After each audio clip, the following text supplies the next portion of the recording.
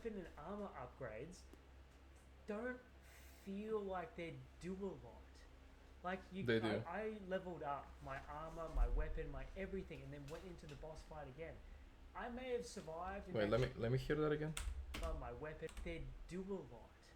I leveled up my armor, my weapon, my everything. You leveled up your armor, your weapon. You can craft them. You can't level them. And you can't upgrade them either. Not until later on in the game. So that's a lie. And you cannot level any damage or anything like that at the early game either. So I don't know what he's on about. And then went into the boss fight again. I may have survived an extra 10% health. That's about it. I don't see what, like, every single time you upgrade anything, it doesn't change the game. It doesn't change. You don't feel more powerful. You are meant to be a godlike creature smashing through these bosses.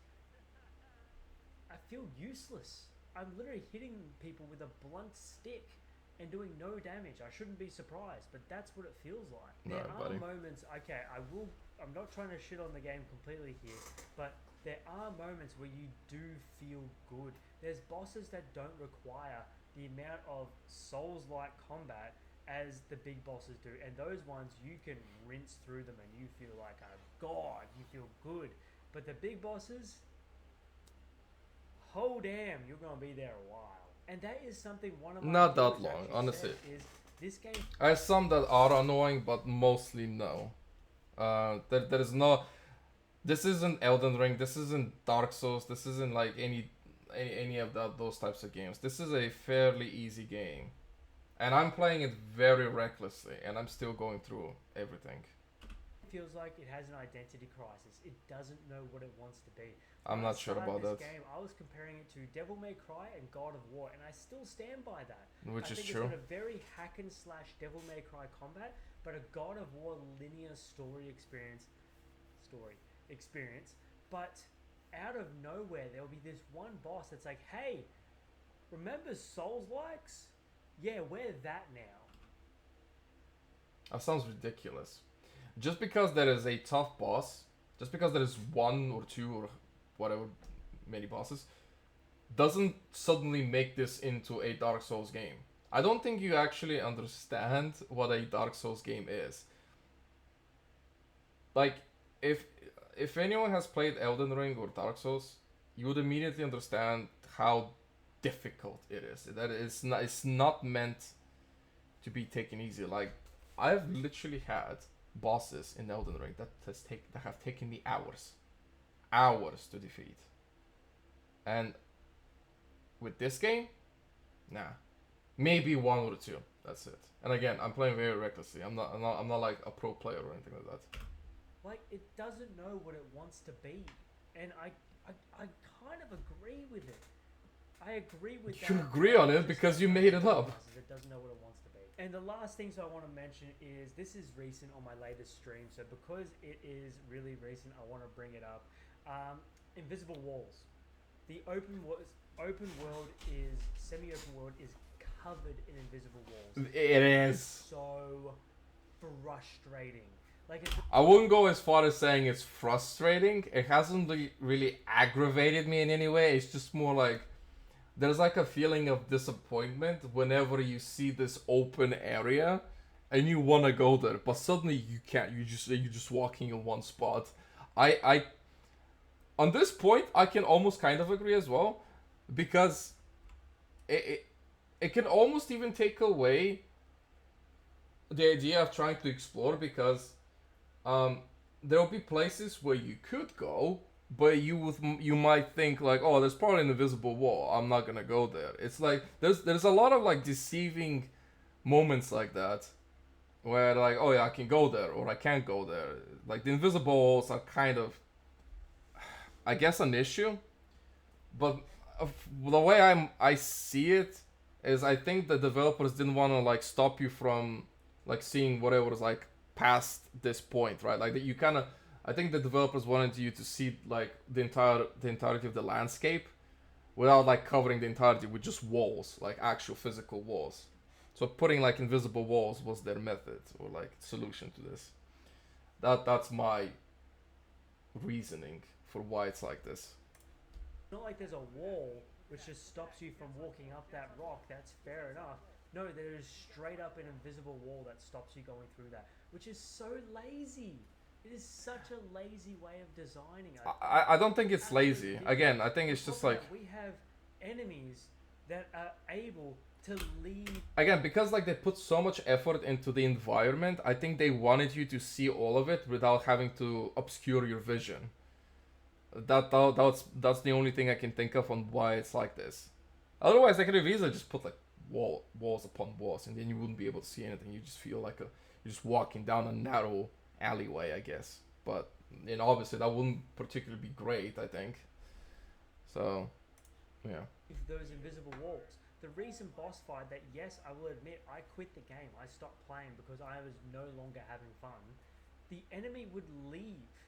It would leave out the invisible walls, and I would just be swinging, not able to do anything because I'm just hitting this invisible wall and I can't do anything. That's not how that fight works. From what you showed me, I know what fight that is, and there are attacks that the enemy will run away from you and will throw like projectiles at you, I guess, and you just have to dodge them. Eventually, they'll come back to the arena, and then you can fight them. So that is a scripted fight that is supposed to happen. They will leave the area, and then they'll come back to you. There's plenty of those. With the walls, I have had only one time an issue where there was like a ring of fire, and I got stuck inside the ring, and I could not move. That was the only time. That is the only issue I've personally experienced with invisible walls, I guess. Other than that, they're not really that bad during fights, if at all. I've never really had any issues in a fight with walls. Absolute rubbish. That might get fixed on a day one patch or something like that, but at the moment, that is such a big issue. Such a big issue. That's not a small thing. The boss is leaving the arena and still doing damage. That's ridiculous. It's not. Like, it's really not. There's plenty of... I know it seems like I am really rinsing on this game, and it's not Game of the Year. Black Myth Wukong is not Game of the Year. If it is Game of the Year, it's from pure hype alone of why that is the reason of its Game of the Year. I don't know about that. I don't think it deserves it. Honestly, really? I'm about to sit down. I'm about to jump into Star Wars Outlaws or even Space Marine coming out later in September. Those two games, I feel like, will smash Black Myth out of the water because one thing, they know what they are. Star Wars Outlaws is going to be an open world Ubisoft game. You know what you're getting into. Amazing. Space Marine 40k looks like Gears of War. It looks like an in-depth, story-driven. I haven't trusted Ubisoft games in a long while, and I haven't heard anything good from them as of recent either. So I wouldn't put my money on it. Is straight up a boss of just boss. That's it. There's no improvement in your combat style. There's no grind to level up because it doesn't feel necessary. The game feels empty. It feels the world. I didn't even touch on this. The world feels dead. The little enemies between bosses don't matter. Run past them. They don't matter. Wait, why is that a problem? Like this is like it's kind of built like Elden Ring. Like in Elden Ring, you can literally run past most bosses. In Dark Souls as well. Like you will see this in videos as well all the time when people are just going straight to the boss. This happens all the time. That is not this issue that he's bringing up. It's not even an issue. It's just a random complaint he has. That happens all the time. Going from boss A to boss B to boss C. Everything in between is dead. The world is dead. There's no story happening. There's no reason. If you explore, you will find killing NPCs. This tiger in a pool of blood. Why is he in a pool of blood? I don't know. But it's because you haven't paid attention to the story. Again, I don't want to like be negative towards the things that he's saying, but I just don't agree with what he's saying. The reason he's in a pool of blood is because they're offering sacrifices to this guy so he can like sate his hunger. I think it's as simple as that. He's just not paid attention again. We're beating his ass because we need something. I don't know. Black Myth Wukong is insanely disappointing to me. I don't. gonna sit here I and read think down the this is scale. just not your type Based of on game. my That's it. experience, I played for about 10 hours. I quit just before the end of chapter 2. I would give it a 4. 4 out of 10. That's That's egregious. That's Black Myth Wukong. I'm not trying to ruin your time in the game. If you enjoyed Black Myth Wukong, good on you. Let me know in the comment section what part of Black Myth Wukong you are really enjoying. But at the same time, if you're with me and you're not liking the game, jump in the comments and let me know why Black Myth Wukong is frustrating you like hell. And of course, if you want to, check out the trailer reaction I did 8 months ago. That's how excited I was for Black Myth Wukong. But for now, you know what we do here. We jump on brand new games almost every single week. So Black Myth Wukong, chuck that out. I would easily get a refund on that game. I wouldn't. Outlaws, I'm obviously straight ahead. biased, so I love the game. For that one. But thank you guys for watching. I really appreciate it. Of course, like, comment, subscribe. You know exactly what we're doing here. We're trying to grow 2K subs by the end. Okay. Right.